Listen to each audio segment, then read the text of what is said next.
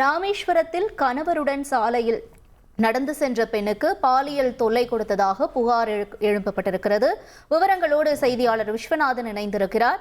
விஸ்வநாதன், வணக்கம். இந்த சம்பவம் எப்போது நிகழ்ந்தது? புகார்தாரர்கள் தரப்பிலிருந்து என்ன சொல்றாங்க?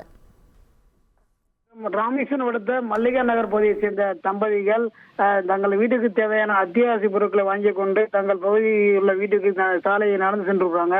அந்த நிலையில் பாத்தீங்கன்னா அந்த சாலை ஓரத்துல பாத்தீங்கன்னா 4 இளைஞர்கள் மது அருந்ததாக கூறப்படுகிறது. மது அருந்திருந்த இந்த இளைஞர்கள் தம்பதியை வந்ததை பார்த்தவுடன் கணவரை தாக்கிவிட்டு அந்த கணவருடன் அந்த பெண்ணிற்கு பாலியல் ரீதியாக சீண்டல் சென்றதாக கூறப்படுகிறது. இதனையடுத்து அந்த பெண் 4 பேர்களிடம் தப்பித்து அலறடித்து மக்கள் நடமாட்டம் அதிகமுள்ள பகுதிக்கு வந்ததை அடுத்து அந்த பகுதியில் உள்ள மக்கள் அந்த மது பகுதியில் உள்ள இளைஞர்களை ஜவத்தி பிடித்து அதில் ஒரு இளைஞரை பிடித்து போலீஸ் படுத்திருக்காங்க. இதையடுத்து அந்த பாதிக்கப்பட்ட பெண்ணுக்கு சிறிது நெஞ்சூல் ஏற்பட்டதை அடுத்து ராமேஸ்வரம் அரசு மருத்துவமனையில் சிகிச்சைக்காக அனுமதிக்கப்பட்டு வருவது மட்டுமல்லாது இது குறித்த சம்பவத்தில் இந்த போலீசார் தீவிரமாக விசாரணை ஈடுபட்டு வராங்க.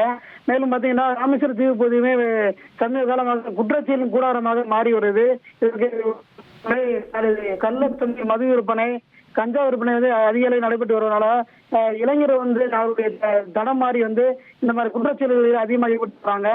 இதுக்கு சம்பந்தப்பட்ட காவல்துறையிடம் சமூக ஆர்வலரும் பொதுமக்கள் பரம்பரை புகார் தெரிவித்து எந்த ஒரு நடவடிக்கை எடுக்காம போலீசார் அலட்சிய போக்கில் ஈடுபட்டு வரனால இந்த குற்றச்செயலில் அதிகரித்து வருவது மட்டுமல்லாது ராமேஸ்வரம் தீவு பகுதியே குற்றச்செயலின் கூடாரமாக மாறி வருது.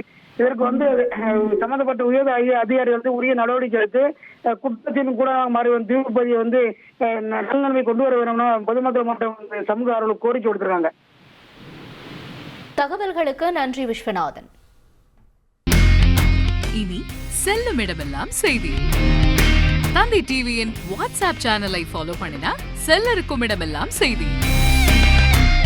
இதோ QR கோட் இப்பவே ஸ்கேன் பண்ணுங்க, ஃபாலோ பண்ணுங்க.